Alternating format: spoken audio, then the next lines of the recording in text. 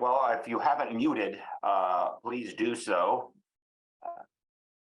And if you are asking questions, attendees, please unmute yourself or get ready to unmute yourself. Good morning, and welcome to the legislative update here, the fourth of four that the League of Women Voters have put on. I am Christopher Ng from the Greater Bloomington Chamber of Commerce. It is great that you're spending part of your Saturday morning here with us.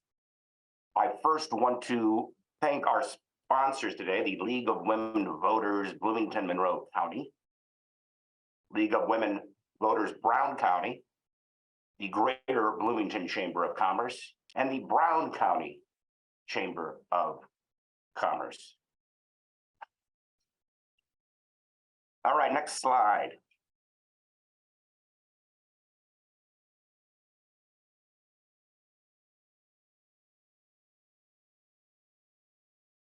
All right, we invited all of the representatives from Brown County, Monroe County. So this included Senate Districts 41, 44.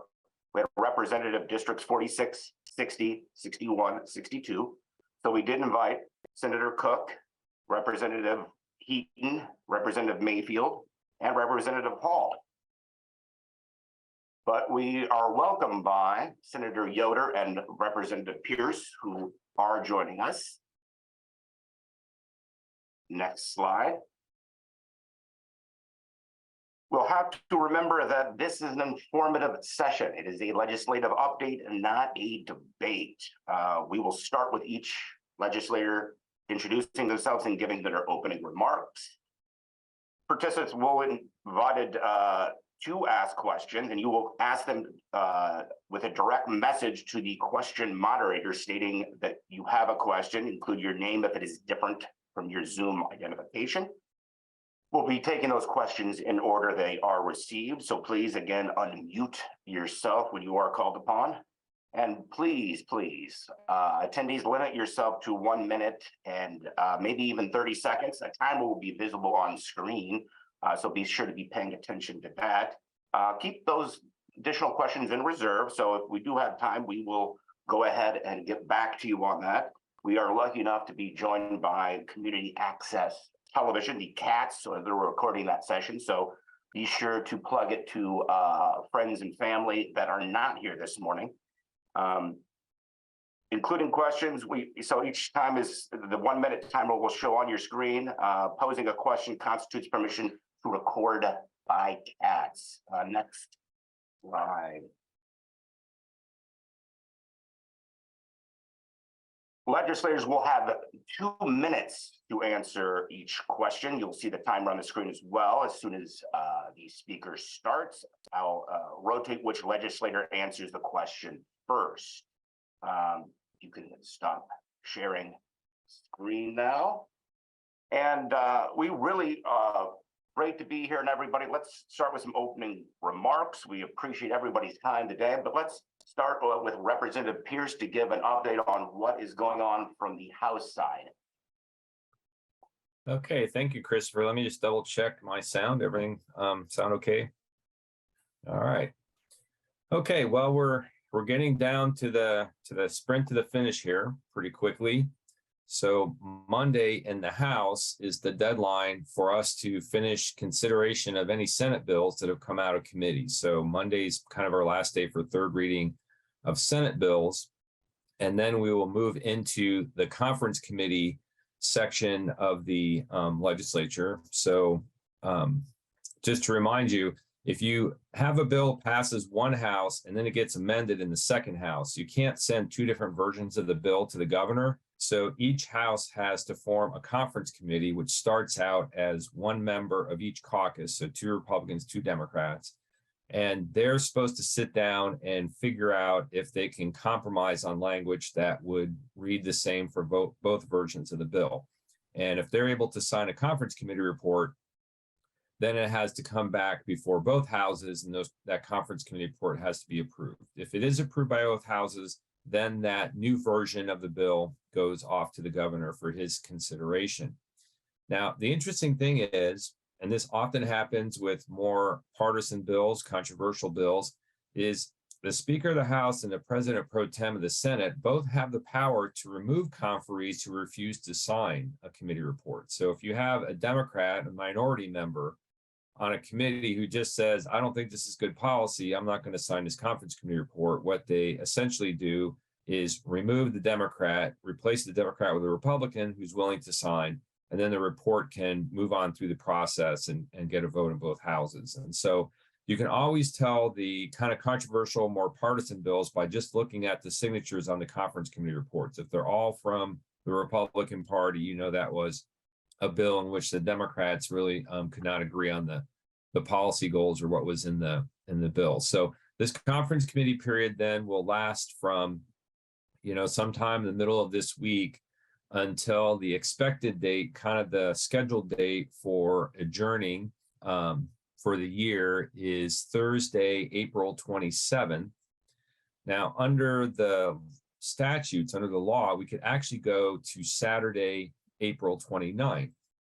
And the question will be, will the Republicans in the House and the Republicans in the Senate be able to agree on key bills like the budget by April 27th, or will they get into a strenuous enough argument that they can't get their work done by the 27th and things might spill over to that Friday or that Saturday? If the job can't get done by the 29th of April, then you would have to have a special session, which would be pretty unusual for a party to be in control of everything and basically not be able to agree on what they want to do. So I think it's probably unlikely, but I hear a lot of discussion, particularly on the budget, about differences between the House and the Senate and how those might pan out. And I think one area in the budget that's particularly going to be contentious among House Republicans and Senate Republicans is what to do about private school vouchers. So the House Republicans want to not only increase significantly the amount of money that would go into private school vouchers, which means that would come away from traditional public schools and get funded for private schools. So they have the issue of how much money should you put into that? And then secondly, what should be the requirements for someone to qualify for a voucher? And what the House Republicans want to do is eliminate all of what they call the pathways. So this has been, this whole voucher thing has been a very incremental, expanded every year. And so it started out as the idea of, okay, if we have a student who's in a school that's failing, it's substandard, let's level the playing field, let this low income person have a voucher, which will allow them then to choose a private school, just like the wealthy people can do. It was framed as a civil rights issue.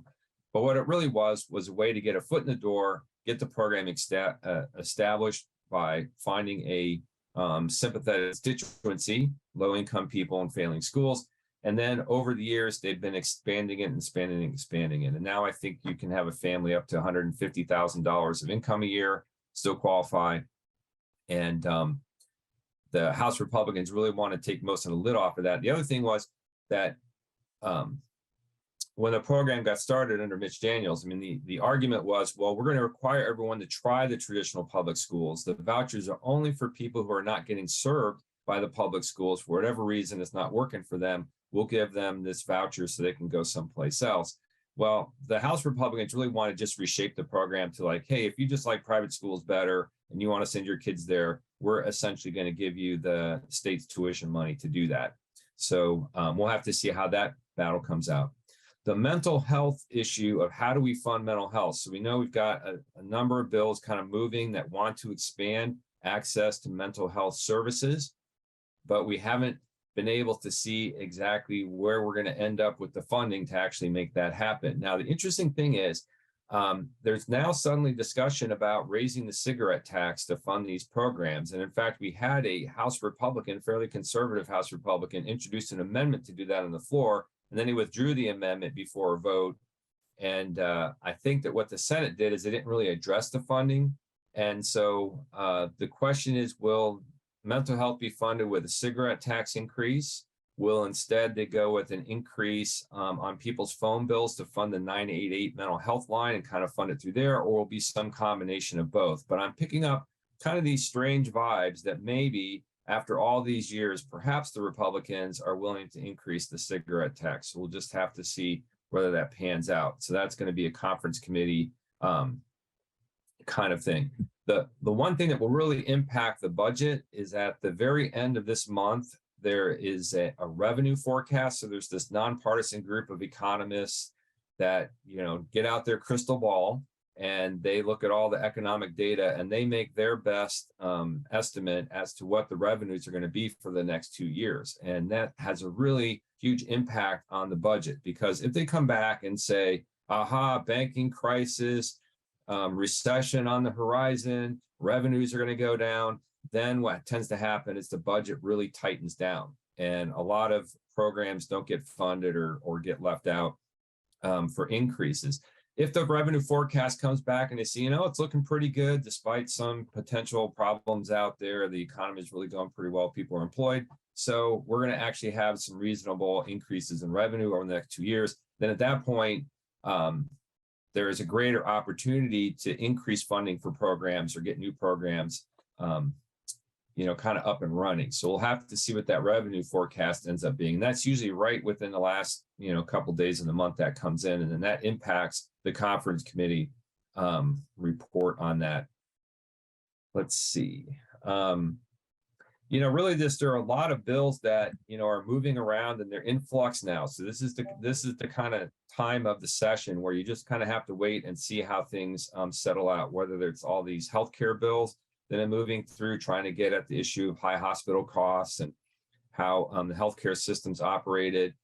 It looks like those bills are kind of getting watered down, but we don't know how it'll actually settle out. Same thing with some of the utility bills moving through the system. And I guess the last thing that I'll finish up with here in about the minute and a half or so that I have left is, and I'm sure Shelley might want to address this too, is the food and beverage tax for our county has gotten ensnared, I think, in a bigger issue. We've got a couple members that don't like food and beverage taxes over in the Senate, and they are trying to sunset them or have tried in the past. And so they love to find anything they can point to say, see, here's a dysfunctional food and beverage tax. And I think one particular individual who doesn't like his own county's food and beverage tax has decided to try to bring Monroe County into the conversation as an example of somehow food and beverage tax is not functioning or not being used properly or somehow being abused. And so there's a provision in a bill now, a House bill that was put in the Senate that would create additional restrictions and kind of time limits on when the city and county can move ahead on a convention center with the food and beverage tax. And so I think that right now that's not helpful, because I'm confident that, we have a lot of new people will be coming in the city government at the first of the year. And I think that's a great opportunity to kind of hit the reset button and get things moving. And so I and Senator Yoder are trying to convince the powers to be that, just leave us alone. We think it's going to finally work itself out. We're as frustrated as you are that it's been taking so long to get this thing going. But we think that, better days are ahead. So we'll have to see what might come out of that before the session ends. Well, thank you, Representative Pierce. Next up, we have Shelley. Good morning, Senator Yoder. I know you've been working, trying to get an amendment on that House Bill 1499 that is at the Senate, but feel free to talk about anything on your 10-minute update. Well, good morning. It's great to be here. And I want to give a shout out to Representative Pierce. I just want to say how fortunate we are to have someone who is incredibly measured, effective, committed to our district, representing us in the House. So Representative Pierce, Matt, thank you.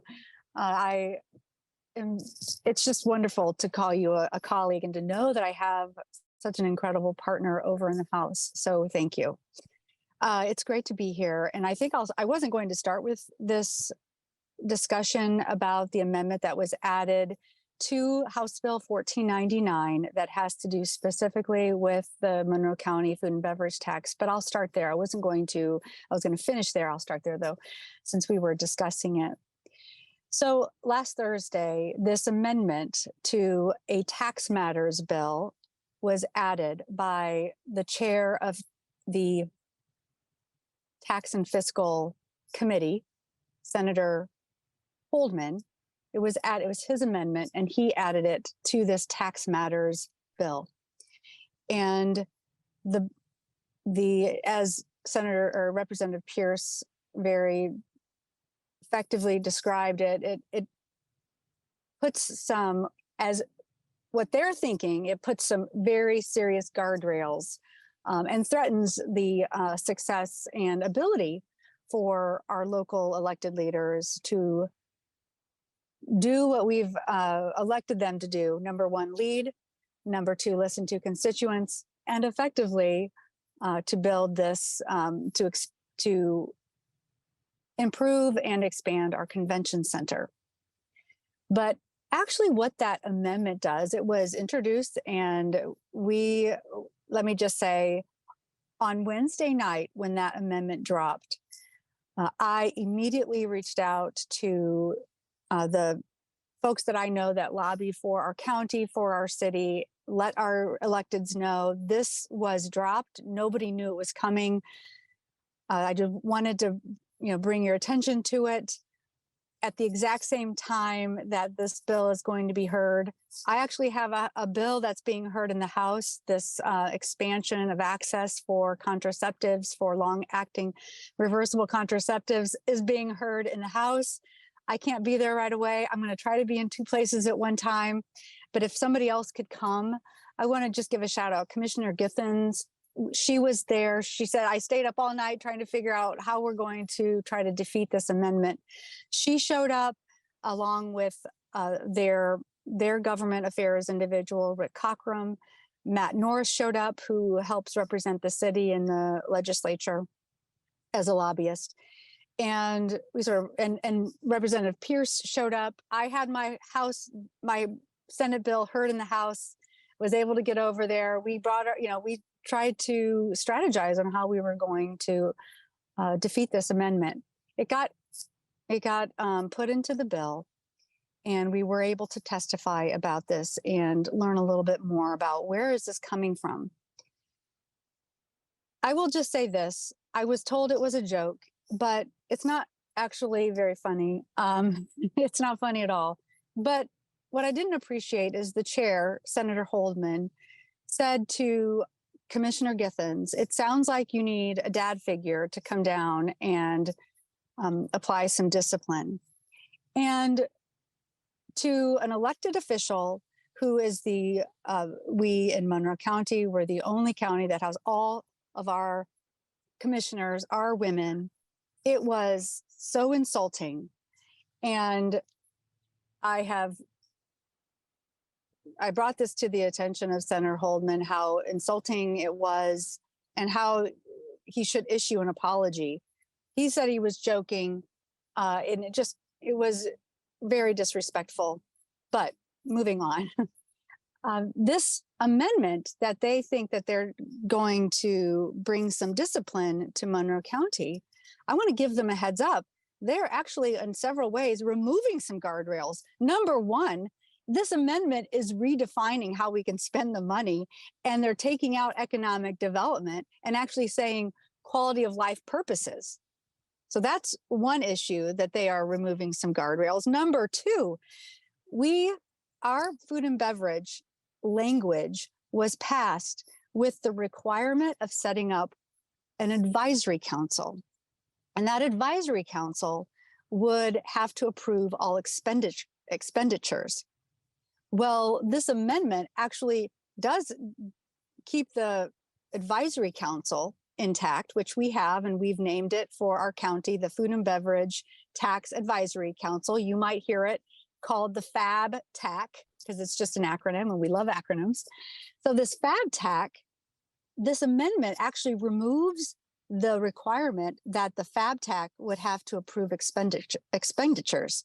So in essence, they've actually removed some of the guardrails that were there, that we want there, to ensure that there's some oversight. We probably have more transparency, more accountability in Monroe County and our food and beverage tax than other counties have, or the local municipalities have with their food and beverage tax because of how we report, how those reports are made very visible on our county website, the meeting agenda of the FabTech, the expenditure process. So in essence, what this amendment was trying to do is to, I guess, as I heard, a stick to sort of punish Monroe County. It's actually removing some desired guardrails that are in place. So I have been working with Senator Holdman on this, who said that he's given the responsibility to Senator Gaskell. So I've been working, he said, please work with Senator Gaskell on this. So I've been working with Senator Gaskell. And the only common ground that we can find in this is he's giving us more time to begin this project that we set out to do, and that is to expand the convention center. And yet, as how they've amended this bill, it can just be quality of life. So I'm not sure what they're trying to achieve here, but we're getting a little bit more time, but I'm just trying to get that stripped entirely out of the bill. And, one of the conversations I had with Senator Gaskell about this, I said, if you want us to have this oversight and you want us to spend this money according to a plan that we have to submit, every project that I've ever seen and been a part of, it never goes as planned with your spending.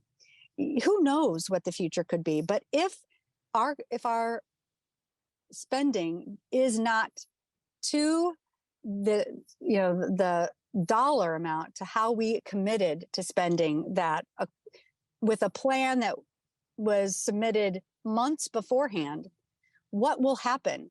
It basically says our food and beverage tax is repealed at that moment.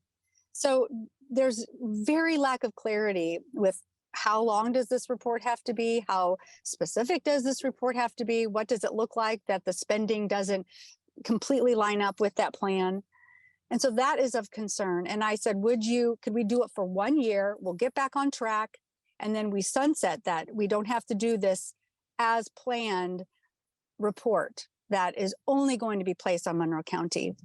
And he said, well, I'm not going to write that into this second reading amendment. But if you want to come back in future years and sunset that, I think that would be appropriate. And he said, but I won't carry that legislation because that would be inappropriate for somebody other than from Monroe County to carry legislation that applies to your district.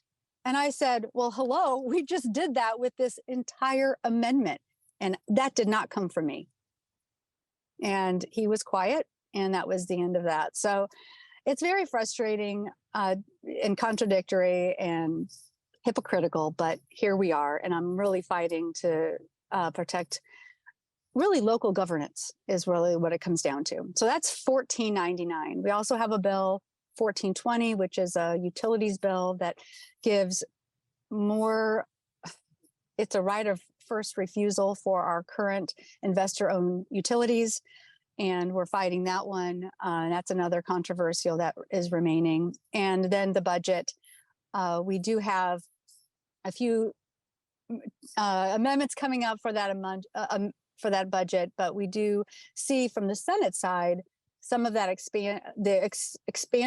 expansion of choice and vouchers was taken out. So that's progress, but we still have a ways to go. The 13th check is not in the budget, so we're still going to work really hard to make sure that our state retirees get that 13th check. So I'll be quiet now, and I'm excited to hear your questions. Well, Senator Yoder, thank you. I'm going to call a little audible. Can we give time, or can we give Senator Yoder another 2 minutes? Just because I think we've kind of pushed the food and beverage tax for about 9.5 minutes, which is, I think, kind of a question from my end. So if you have a little bit of an update, I think that would benefit the attendees today. Well, I'll give you, let me say a little bit more about 1420, because it's gotten a great deal of, I guess, attention.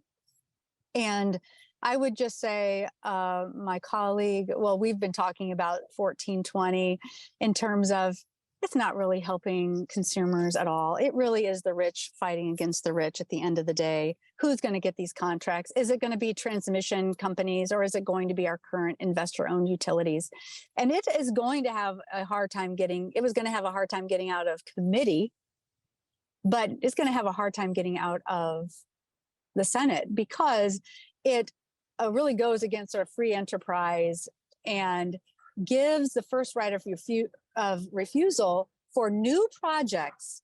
It's going to give them to the utility company that has the footprint, an investor-owned utility company that has the footprint where that project is going to go. And it's just interesting to see these players that are usually together they're on opposite sides of this bill. But they knew they were going to have a hard time. So what they have in essence done is they have our investor-owned utilities have asked for our labor unions, electricians, operators, steelworkers, building trades to support this bill because our investor-owned utilities usually, I mean, they have historically relied upon the incredible labor and standards of our organized labor. So, you know, in front of us, we have our labor unions coming and saying, please support this bill, but they have zero guarantee that the labor used will go to our organized unions. And so that's what's been really unsettling is using our labor to stand and fight for a bill that they're not guaranteed to get the work.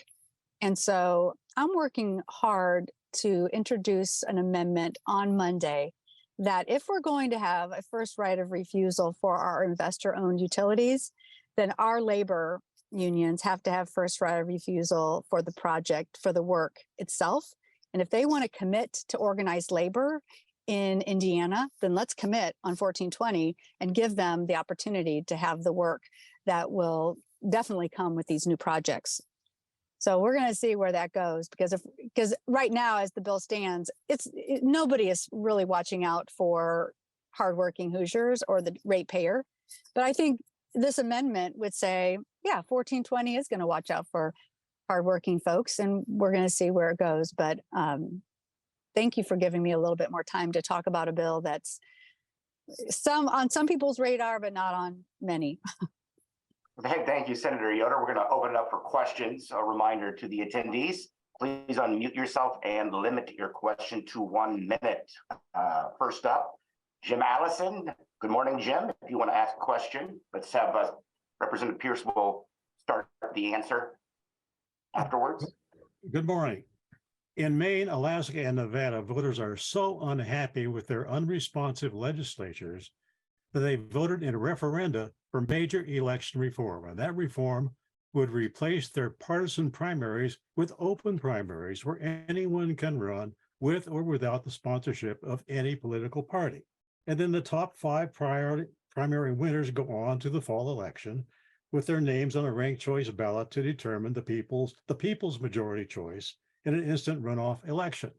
Now, Maine and Alaska have already conducted statewide elections that way with great success, and Nevada is going to follow almost certainly in 2026. My question for both of our legislators, will you draft or support the necessary enabling legislation to adopt open primary ranked choice voting in Indiana? Well, Jim, yes, I would. You know, if you're stuck with gerrymandered maps, then you have to find another way to get around the system really undermining democracy. And so you're right, these states have come up with a system that kind of pries away the lock that political parties might have on the district drawing. The key thing, though, there is those were done in states with referendums, citizen referendums. They could go around the legislature. Senator Stoops, when he was in the Senate, he introduced ranked choice voting and some of these other reforms several times, and he couldn't get them to move. And just the reality of it is the Republican supermajorities are benefiting from this system, and they are not going to support anything that undermines the grip on power that they have right now. And so I think, yes, bills could be introduced, you could talk about them, but I don't think there's much of a chance that they're going to get seriously considered. Your only hope is, I mean, you look at every issue about whether marijuana should be legalized, right? You have to get up for Indiana, you have to get up to like 25 or 30 states that have already done it, and then they'll begin to start to consider it, and then we're always the last in line. So I think that the odds of getting a bill like that passed, as was shown when Senator Stoops was serving in the legislature, is just very limited. Mary Gutter? Yes, I will add, Jim, thank you for your question. And let's work together before we file our bills next December, November, and get some language. I have found if we could just, maybe take one issue, these larger bills for Democrats are incredibly hard to get passed. But if it's kind of stepping stones to get us there, I think we can have some, greater progress. But let's work together and see if we can come up with something. But Representative Pierce is correct. The likelihood of it passing isn't good. However, I am always a good one to file things that I know don't stand a shot, but at least keep the idea, the good policy out there, and then some reasonable bills that I file. So let's work together and see what we can file for the next session. Thank you. Great, thank you, Senator. Next up, we have former Bloomington Mayor Tommy Allison. A question for we'll start with Senator Yoder. What is the status of Senate Bill 414 after Representative Doug Miller's amendment that weakens the wetlands protection on behalf of the Indiana Builders Association? Thank you, Tommy. I might have to ask Matt where that bill is in the House when it got amended. I'm not aware of what stage. Well, apparently it must be on third reading. Is it still there?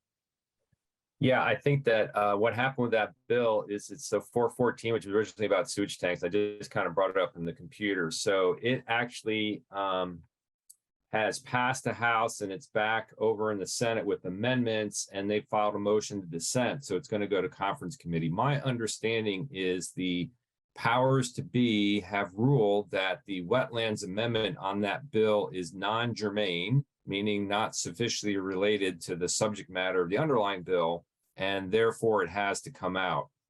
This is kind of a funny thing because the House doesn't do this, but the Senate, their leadership, they always look at bills, and if they have provisions that they don't like, they just declare them non-germane, and so you have to go to conference and take it out. So there'll be an argument about that in the conference committee coming up, but I'm encouraged that the Senate seems to be saying we don't want to mess with that. And part of the problem is the optics are really horrible.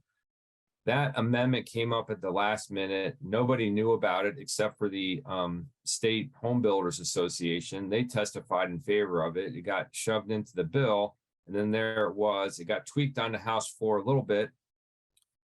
The claim is that they're just clarifying what they did last year, which was destroy wetlands protections. But I'm hopeful that that is just going to come out in conference, since the Senate seems to be signaling that they don't want to deal with it. Good. Thank Great. you. Can Thank I add one comment to that? Just to give Tommy a heads up. I would watch the budget like a hawk, because if they have some deal that they need to make, if it was from the builders, everything is germane in the budget.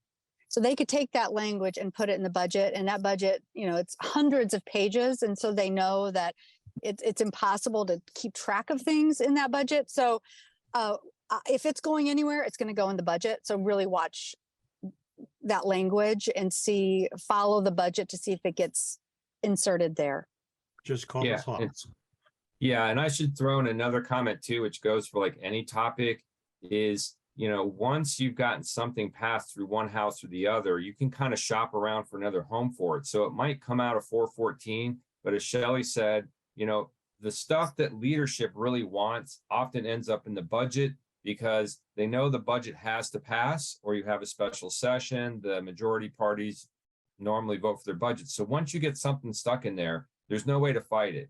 So that's kind of like the clearest path for somebody to get something done. But they could also find some other bill, you know, more related to the environment or something, and try to put it in there. So the question is, will the House want to fight for that thing for its home builder special interest hard enough that they'll find another place to put it, and perhaps in the budget?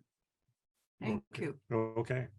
Great. Well, I got a couple texts here. I have one I myself I wanted to ask, which is, I know the governor's one of his priorities was kind of continuing expanding the Ready Grants Regional Economic Initiative. Where are we at there? I've heard some things that it might change a little bit with the IEDC taking it over. And I'll just leave this up. Well, whoever wants to go first or on this one is, can you give me an update on that? Yeah, Chris, thank you. We got our, I still have, I'm trying to absorb where we are with the budget on Thursday. So the Ready Grants in the House, I think they had some real problems getting through, but it was put back in. And this piece of tying it with the IEDC, I'll have to find out. I'm not sure if I just know that the Ready Grants are in the Senate version of the budget, but I'm not sure on who is going to be responsible for carrying them out. So maybe Matt knows. Yeah, I haven't really heard anything more on that, so I'm afraid I can't be too enlightening. Again, that's the kind of thing that usually gets hashed out in a conference committee. I feel like the IEDC has become this giant black hole of state government. That like all these programs just keep getting like sucked into them, and so the legislature seems to like to just kind of say, here's a big pile of money, IEDC, you figure it out. So I don't know if that's what might be driving some of this or not, but we'll just have to wait and kind of see how things emerge from the conference committees. I'll make one little, oh, sorry. I want to add one little caveat to that. The budget in the Senate version of the budget, the IEDC is seeing a substantial increase for under sort of the umbrella of closing deals. And I guess where I'm wondering, what does that entail? It's kind of speaking to what Matt was saying, like what does it take? Because clearly it's going to take a lot after some of the sort of the branding of Indiana right now and sort of what we're leading with in trying to convince people to invest and develop and grow in Indiana. Apparently that budget is going to have to be increased quite a bit because, if they're trying to be a state that works, it's going to take deep pockets to convince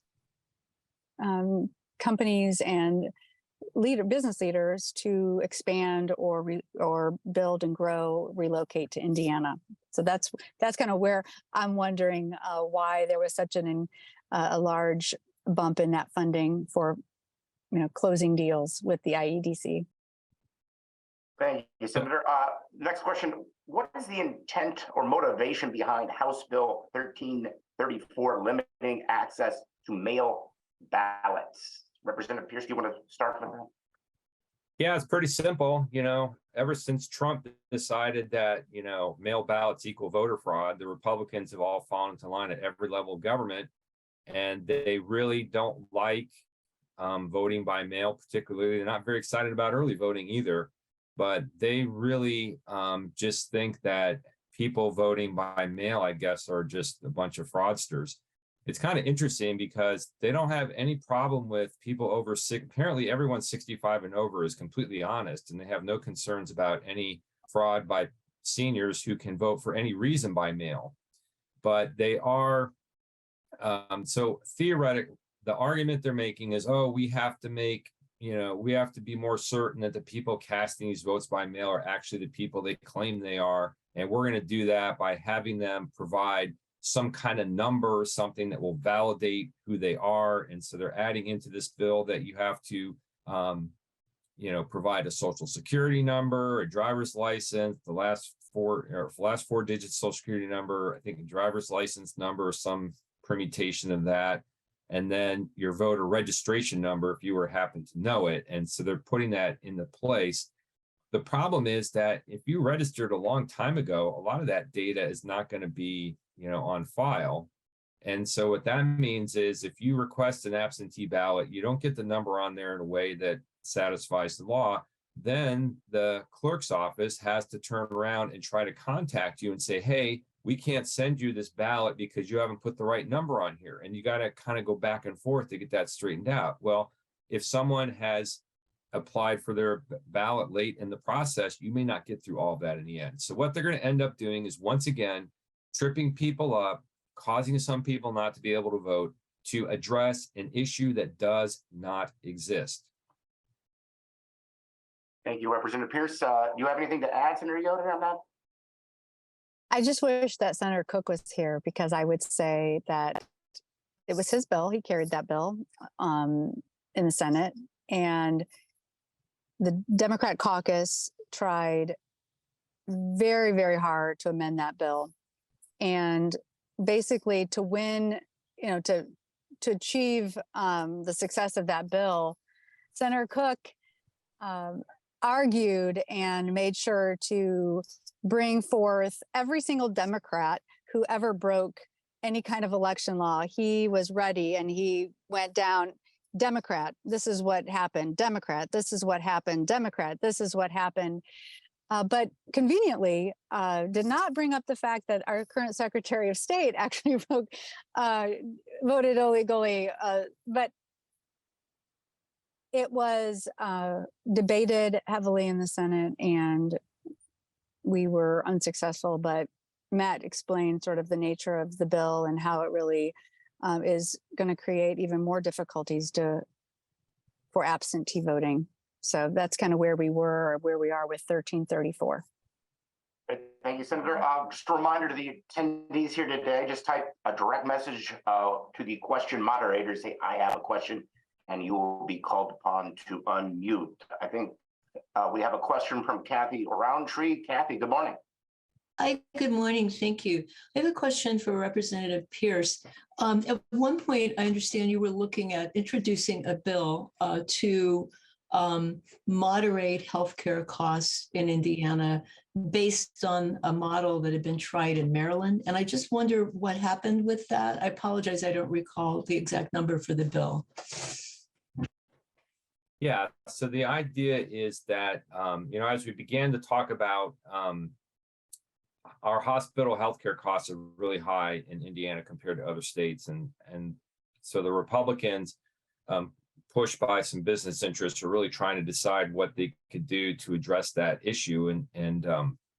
So as I was kind of learning about it a little bit, I learned that Maryland's the only state in the nation that has this kind of global budgeting system, and it's really brought a lot of benefits to it. And it's evolved over a long period of time, and it's had buy-in from the hospital systems and the providers there. And I have to admit that it's a lot more complicated than I can explain, or even that I fully understand. But what I've been pushing is, let's look at a longer term solution rather than these kind of Band-Aid things we tend to do.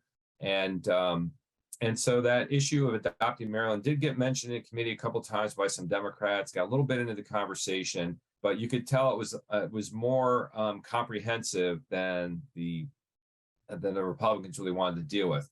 The thing that I have talked to a few members is they're supposed to be setting up like a healthcare commission. They've got a bill floating around someplace. It's going to create this like healthcare commission, and it's supposed to be looking at these issues more fully. And so what I'm hoping is this summer, in the coming year, when that commission's looking at all these issues, they'll look at Maryland. I mean, I've talked to the public health chairman in the House, some other people involved in the bills, and I said, look, it's worth really trying to find out what's happening in Maryland, how it's working, and see if that model will happen here. The other thing that's likely to make it more palatable, or just a little more viable, is you have to get a lot of waivers from Medicaid and Medicare because they're involved in all these payment systems. And I'm told that CMS, the innovation people at Medicare and Medicaid, are going to put out a what they call toolkit for how states could adopt the Maryland system. So I think that that might give impetus to do something with it.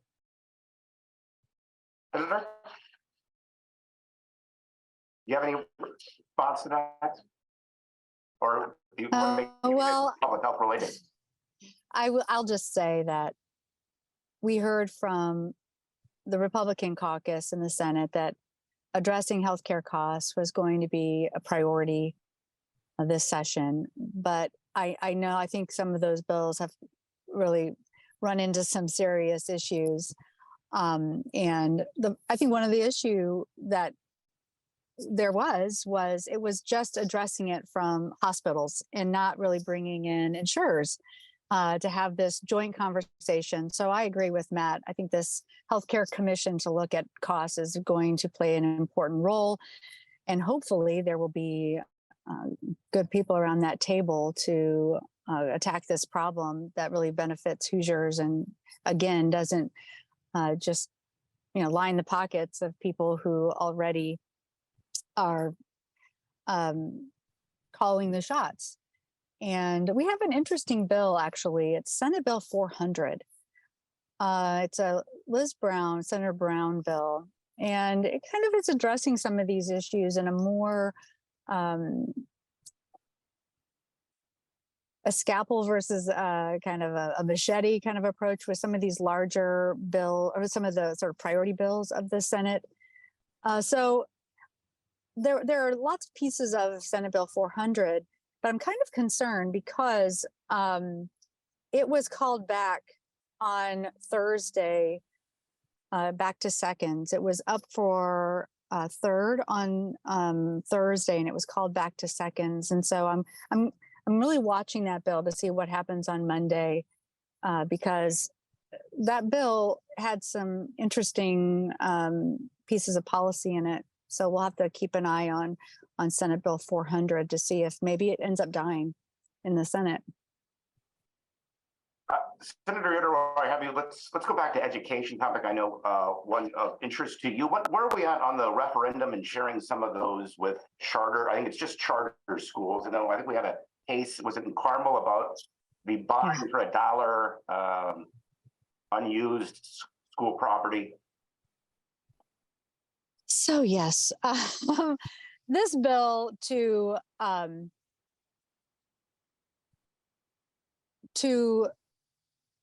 make our public schools who aren't using their buildings at least 60% for the instruction of children, it would trigger that the school would need to offer this building up for $1 to a charter school. And that bill is Senate Bill 391. It made it out of, I'll come back to it in just a second, but it made it out of the Senate. And when it went over to the House, it got gutted and other language was put into that bill. But when it came back to conference, Senator Rogers, it's her bill, she put her language back into it. So it's in conference committee right now. And it's kind of sitting there. But part of that terrible $1 language. So in Ellettsville for Edgewood, they do have a building that they had been using for, they had a Head Start Head Start was in that space for a while. And now Boys and Girls Club, they're using this space, and kids from Edgewood and Seven Oaks, they leave school and they go use the after school programming of the Boys and Girls Club. But the Boys and Girls Club, they want to invest in this space and want to make some improvements, and they can't because they're afraid that it's going to trigger this $1 rule, or they'll have to sell it to a charter. So they haven't made those improvements. So I worked with Senator Rogers to make this carve out for nonprofits. If they are currently having a relationship with a public school and using space, that they could go ahead and do a long-term lease with this, with a nonprofit. But it has to be a relationship that's currently happening. And pretty much it is me and a school corporation up in Porter County that have this, where YMCA does a similar programming for I think Porter County School Corporation. It's back in the bill. The bill itself is not good, but we did, we were able to get this little carve out for Edgewood and the Boys and Girls Club for the Ellettsville community, which is important, but the bill itself is terrible. But that's kind of where we are. So right now it's still alive, making a really bad bill a little bit better, but it's 391 and it's in conference committee. Well, I asked two questions there. Senator Pierce, the other one was on the referendum that would share with charters, referendum revenue that would be shared with charter schools. And I don't know if you would have any thoughts on that or where anything like that is. Yeah, well, the charter people are just working all these different bills in all different places, trying to find, a place to get more money out of the system. And so I think that what might be happening now is they've shifted their focus a little bit, because they got a little piece last session, I think, that said that a school corporation could voluntarily share money with them. And so that's out there. But now it looks like they're attempting to get property tax money. And so I'm pretty sure that in the Senate budget, they put a provision in that will now give charter schools some access to property tax money, which they hadn't had before. So I have a suspicion that they've kind of redirected a lot of their energy on that, trying to get that property tax money. And so, I've lost track. I mean, the thing about these education bills is really frustrating. There's these big gargantuan bills that got all kinds of stuff in them. And you even kind of talk to some of the people who are like, shepherding them through the process, and they have a hard time keeping track of what's in them. So, we'll have to see how all that kind of falls out in conference. But I have a suspicion that now it's more about trying to get the property tax money. Thank you, Representative Pierce. I think Ralph Shaw, you have a question for the representatives. Sort of building on what we were just talking about, but if school funding continues on its current trajectory, what is the long-term forecast for our education system, and what might, if anything, might turn this around? Thank you, Ralph. I think, do I go first? I just jump right in there. Go ahead. So the long-term forecast with voucher and choice, or voucher expansion, and pretty much universal choice, that's the end goal. And that is the vision of, as I've heard him called, the architect of school choice in Indiana, which is the chair of the House Education Committee, Representative Bob Baining. This is his vision, and it's shared by a few other states that have not been successful. I mean, these states like Arizona, it's incredibly problematic. And that is the end goal with the public education system in Indiana, is to make Indiana a universal choice state, and all dollars would be spent with all the schools. And we already used this phrase, but the money would follow every single student. And ultimately, and I was on Indiana Lawmakers, I can't keep these shows straight, with Representative Baining arguing this point. You can watch it, it's on PBS. But Representative Baining said, ultimately, what he would like is an education savings account built up for every single student, and the parent can spend those dollars for education purposes according to how the parent would like to spend those dollars.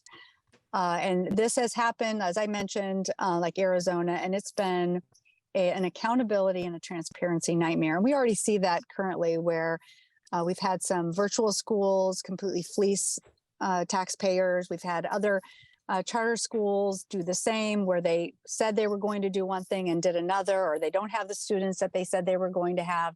So this is the end goal, though, and why it's so important to continue to stand up and speak out and do everything that we can to protect traditional public schools. Thank you, Yeah, Senator. Representative Pierce? Yeah, the important thing to understand is, there are many Republicans who feel that the quote government school is where the woke teachers go in and they brainwash and propagandize the students and turn them into liberals. And now they're even turning them into different sexes. So therefore, to escape the clutches of the government schools and their brainwashing power, we have to liberate the parents to let them to choose where to go. And so the ultimate end game, and Representative Baning's been working on this for, probably a decade.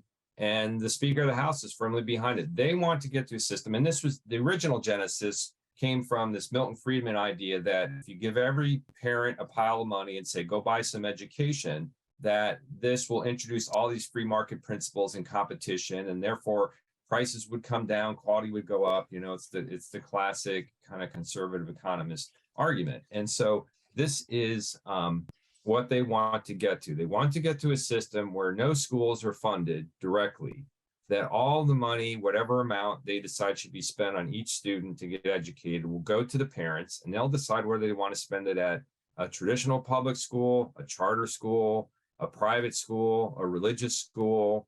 And I suppose eventually they'll be able to just keep the money and do homeschooling. They just really want to completely disconnect the school funding system as we've known it, for the last 150 years or so. And, they've been doing this very incrementally, but they're getting a little bit more bold each year. So, if they'd stood up 10 years ago and said, hey, we want to defund all of our public schools and just hand money out to parents so they can go to schools that better fit their ideology, I don't think there'd be much support for that. But they've started out very incrementally, with the most sympathetic of constituencies, and now they're expanding that out to the point where we're just going to get to some very wealthy families who maybe already are paying for private school because they opted to do that, but now the state will pay for that instead. Thank you, Representative Pierce. And then we have a question from Amy Oliver. Good morning, Amy. If you want to unmute yourself and ask your question. Yes, thank you. I am on the school board in Brown County. And as you know, we had a referendum that recently failed. We're discussing what to do in the wake of that and a large loss of funding. And one of the issues that I identify, I think we all do, is the language on the ballot for referendum. And I know that there was at some point a part of a bill that actually recommended some changes to that language. And I've lost track of it. I don't remember now what bill it was in. And so I was wondering if there was any update on whether or not there's any progress on that. Yeah, I don't remember seeing that provision get to the House floor. That doesn't mean it's not in one of these big omnibus bills, but I have to admit that I haven't seen that in a bill or heard any discussion or debate about it. So I don't know if it's gotten left behind or it's just kind of buried someplace. Senator, you have a... Hi, Amy. I'm gonna say I'm same. I'm not sure where that language was. Was that I almost want to say it might have been a Senator Becker, either an amendment or an actual bill, but I hate to say it, it was a little off my radar, but maybe it's something we need to pick up for next session. But it didn't get any kind of airtime on the Senate side. Thank you, Senator. Let's just keep with the education questions. One thing we've had in our chamber priorities is just more accountability on the charter school side. Has there been any amendments language to kind of get a little bit more oversight on sort of cleaning up some of the lesser productive charter schools in the state?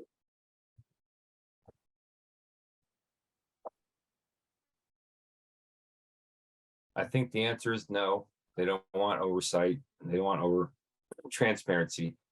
maybe a few minor things around the edges, but there's just the Republicans don't have any interest. I mean, the whole thing they like is the fact that these schools can operate without any government quote interference. So, I mean, we had that huge scandal with the virtual charter school, the hundreds of millions of dollars. I mean, we still haven't gotten to the bottom of that, and no one has seemed very interested in even addressing that more direct problem. So I just think there isn't any interest in applying any kind of oversight.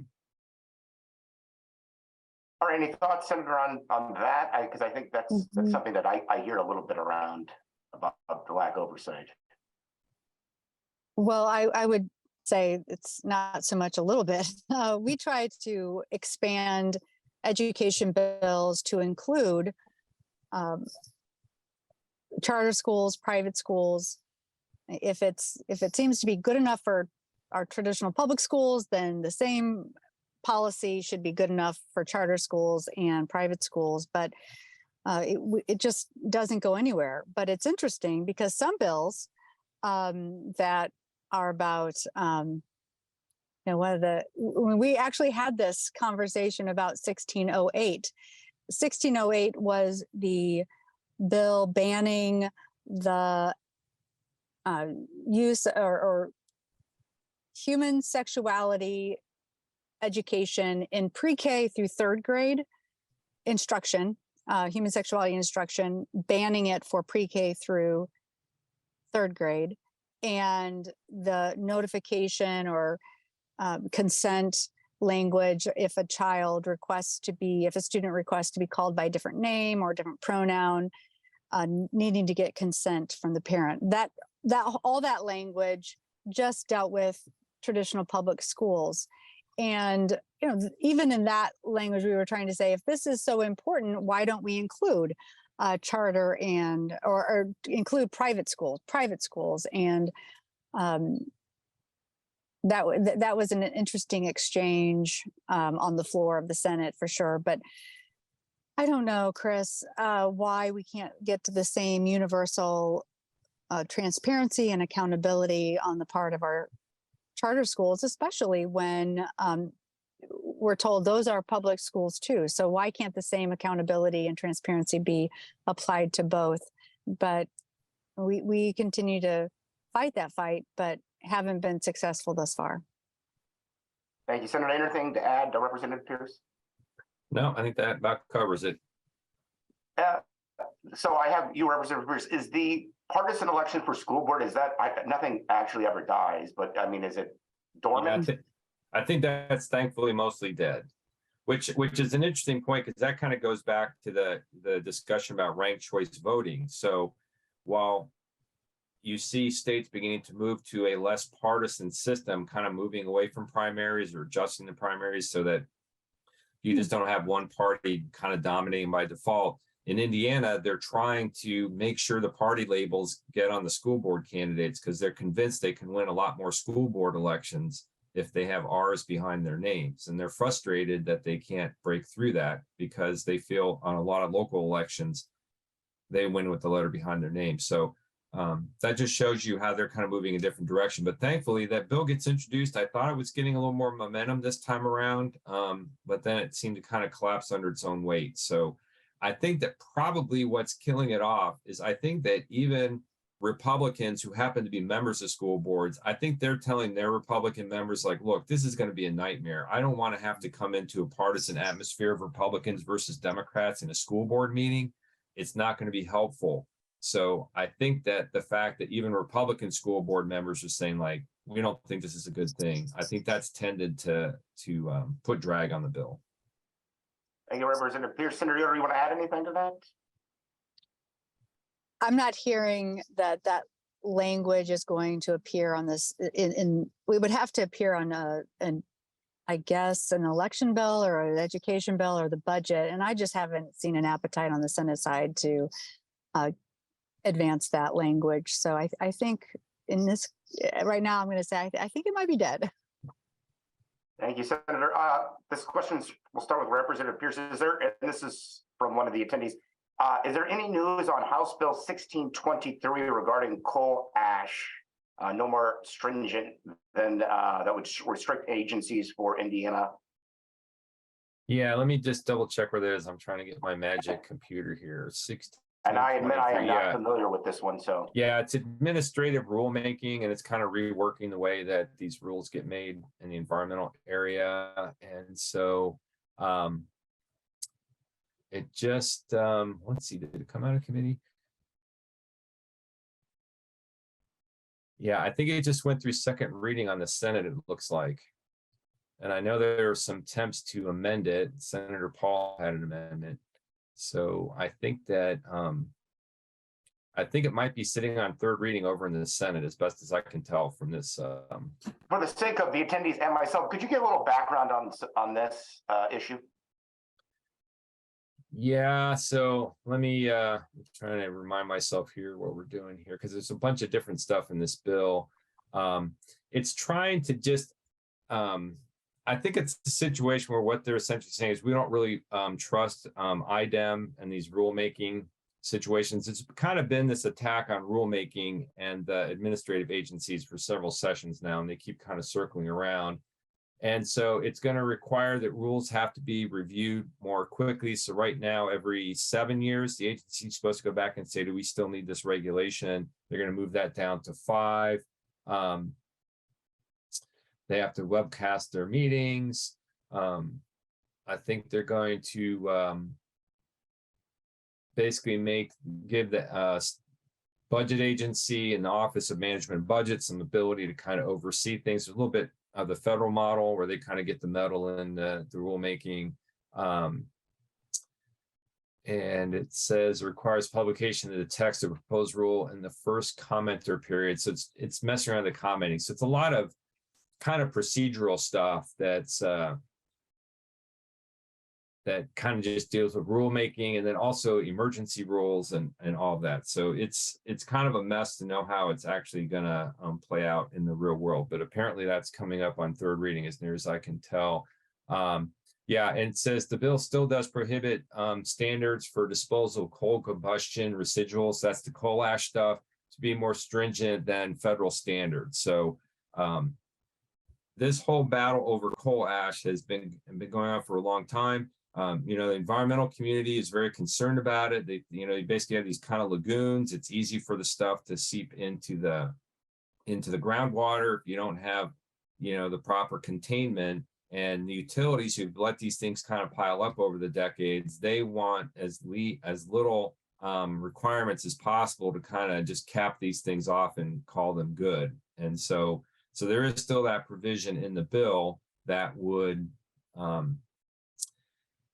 essentially say you can't do anything more than what the federal government forces us to do, which by the way, there's language already floating around or in the statute that I've gotten passed that says that you're not supposed to have any rules more stringent than the federal rules. So the whole ethic of the General Assembly right now is like, we shouldn't do anything on health and safety more than what the federal government makes us do. And so that bill, I think, is kind of doubling down on that approach.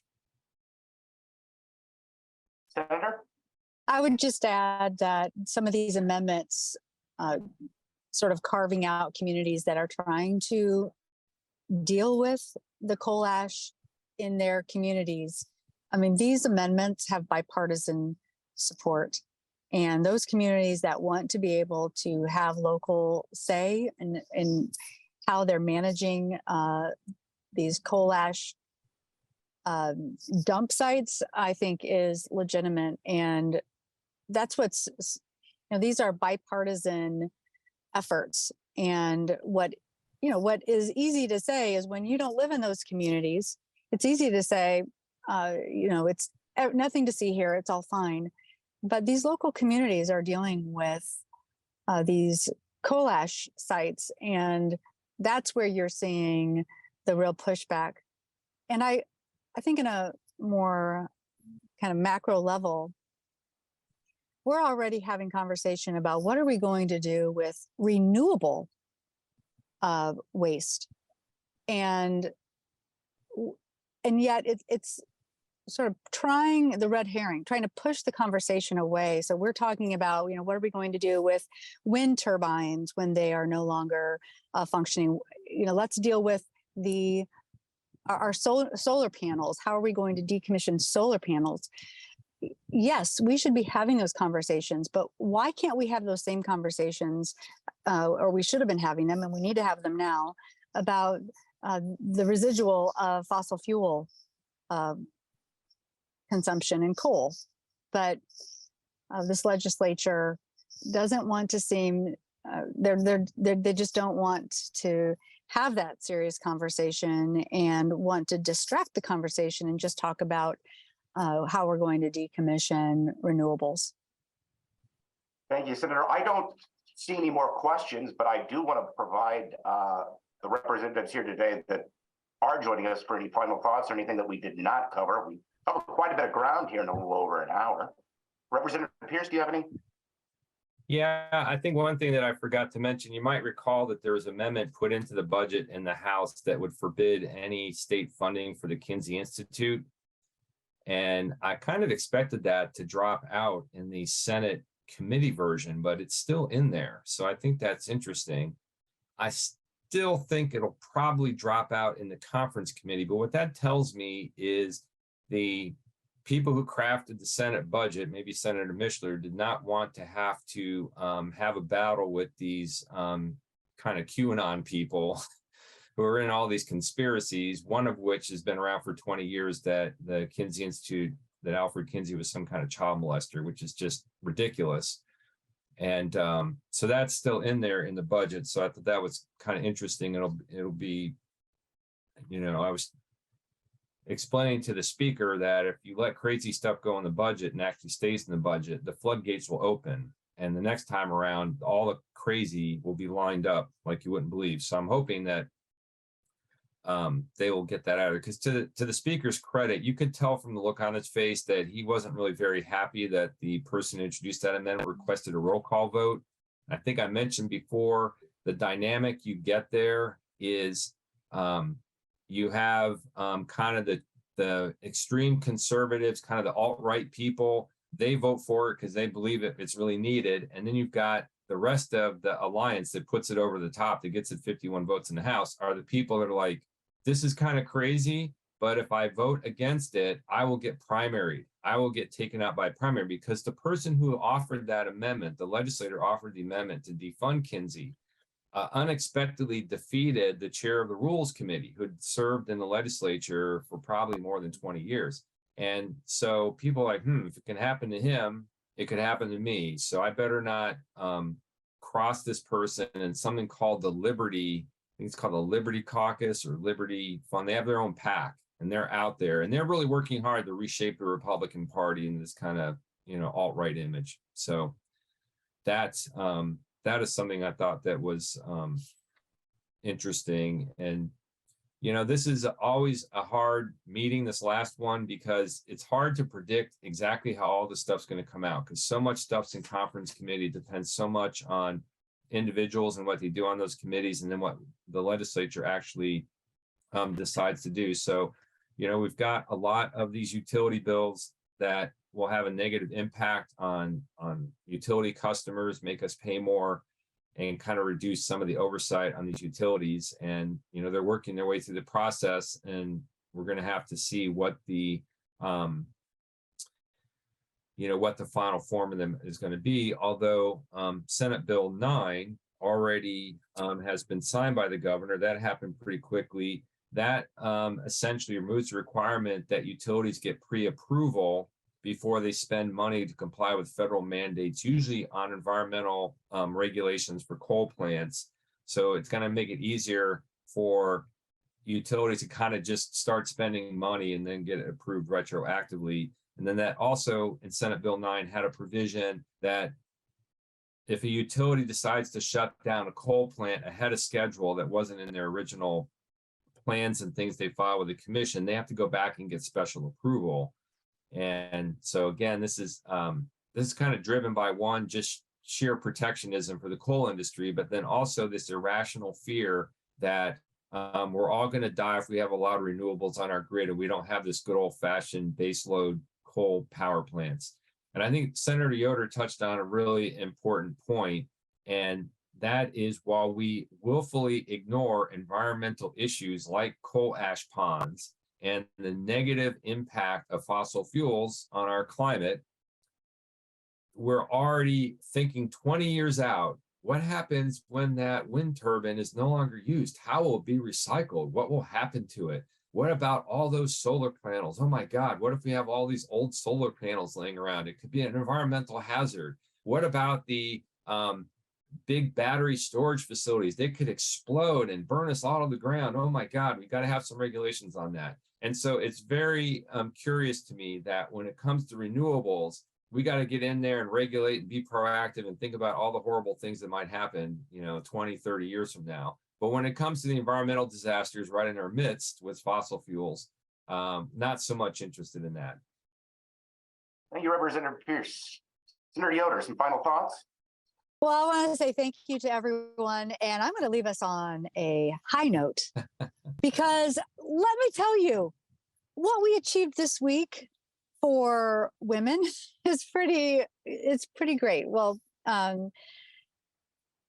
was able to successfully hear my LARC, long-acting reversible contraceptive bill. I got it through the Senate. I think it's up for third readings in the House tomorrow. I mean, whatever day we are on Monday. And that's exciting. And we also passed through the Senate the ability for pharmacists to prescribe birth control, both the patch and birth control pills. And this is going to, at least in those circumstances where a person needs to have access and doesn't have real access to maybe a primary care doctor or a gynecologist or a maternal health provider who can see that individual and prescribe, they can go to a pharmacist. The bill does say that the individual has to see a primary care physician within 6 months, but it does increase and improve accessibility issues for Indiana, because we do have access issues throughout Indiana. And so those two things happened this week, and I don't want that to not be, celebrated and lifted up. It's not done yet, because I don't think 1568, which is the pharmacy prescribed bill, has been signed by the governor. I'm not sure about that. I've been thinking about these other issues, and I know 252 will be heard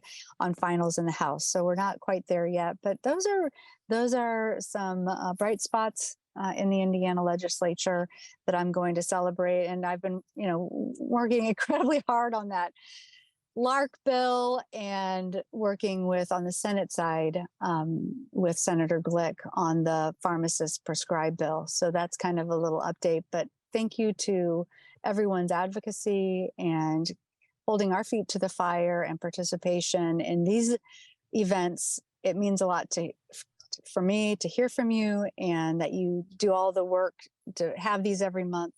Thank you. They're important.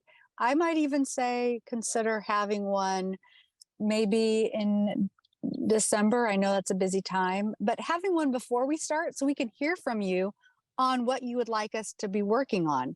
Maybe November would be good. I don't know. I'll just put it out there and say that would be helpful to me. But these are always helpful in hearing about what's happening in real time. So thank you. Thank you, Senator. It's an honor to serve you. Thank you, Senator. We have a quick question from Ralph from the league. I want to sneak that in before our time is up. Ralph, do you want to ask that question?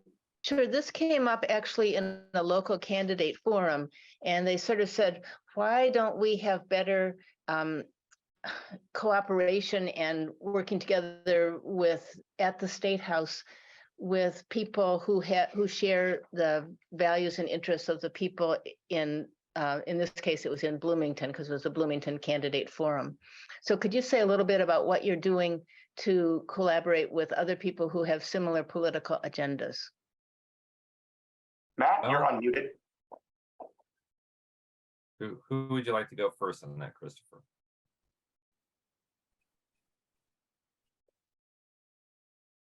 Kelly or Matt, you want to take this one?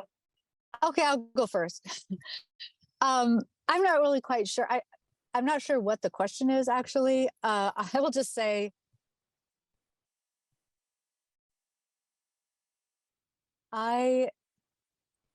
let's say political values in access to birth control. I have been working, across the aisle with folks like Senator Becker, Senator Lysing, Senator Glick, people who I know share this value. And I know on the House side, I've been working with senators who share values with me. I mean, there's a new representative, Representative Genda, Mark Genda, who filed my repeal for menstrual products in the House. And so he actually sees this as as common sense. And that's a shared value. And so we're going to continue to work on this. And I know I have friends who share this in the Democrat Party in the House, but it's good to find these little areas of values. Maybe, it's smaller things rather than being, the big issues, but these smaller places. I will say this. Last year, I had a conversation with somebody who voted again voted in support of the bill that would allow trans children to participate in sports. And we had a really impactful conversation. And at the end of the day, this year with those bills, that individual voted along with those folks who shared values and standing up for trans rights. So that's a win. I mean, I know we're running, it doesn't feel like we have that much time to work individually with every single legislator, but it does just take hard conversations and being able to humanize these values. And that's how I'm working to build these bridges. And I've yes, it does seem frustrating at times, but I've made some progress with these shared values on a one-on-one basis. Yeah, I think clearly when you're in a minority in the House, we have 30 Democrats or 70 Republicans, you have no choice but to seek out and see if you can find Republicans who share your views on any particular issue. And Shelley and I make that happen anytime we can. But the reality is that, kind of on the big value issues that I think people in our community most focused on, things like reproductive rights, school funding, private schools versus public schools with taxpayer dollars, all these kind of big, more philosophical or ideological issues, they're just, the other side has a very firm view on that. And you're not going to be able to get most of them over to what I think is probably the majority view in the city of Bloomington. And in fact, I spent a lot of my time trying to fight what one member of our caucus called colonization of Democratic areas by the legislature. Because one example where this is happening a lot is with Indianapolis. So you have this situation where Indianapolis now is a very Democratic community. They have pretty much all Democratic elected officials now.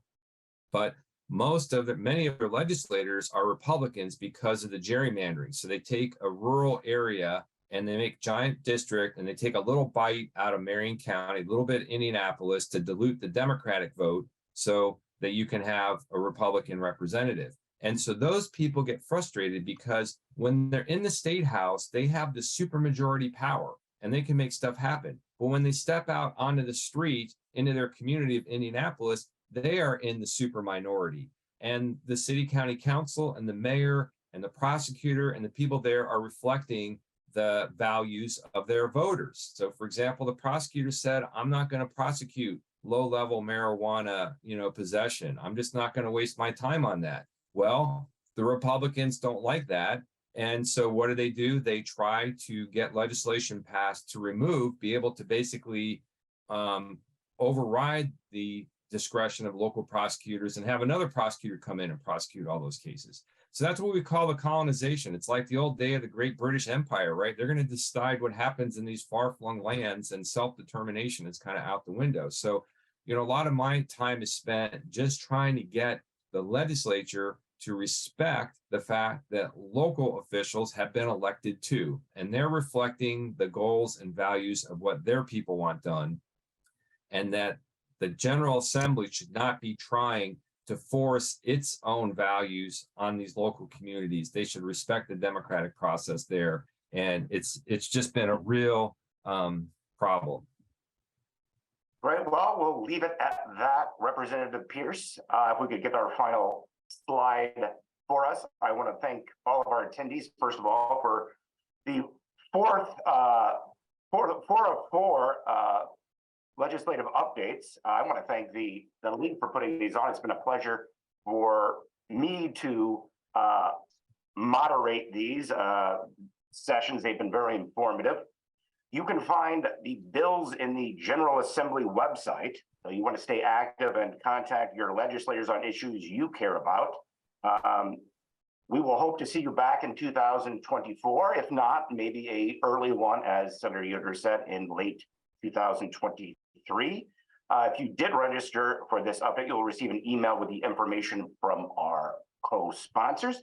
Speaking of which, I first want to thank our legislators, Senator Yoder and Representative Pierce, for taking time out of their busy schedule on this beautiful Saturday morning to join us. Obviously, the attendees as well. Community Access Television Services, CATS, who's broadcasting this, and this will be on their archives. Our team members here, we want to do the sponsors, the League of Women Voters, Bloomington, Monroe County, and the League of Women Voters, Brown County, the Greater Bloomington Chamber of Commerce, and the Brown County Chamber of Commerce. I want to thank all of you and everybody for participating in this. This has been a wonderful for me to be a part of. I want to just say thank you, and we will see you soon.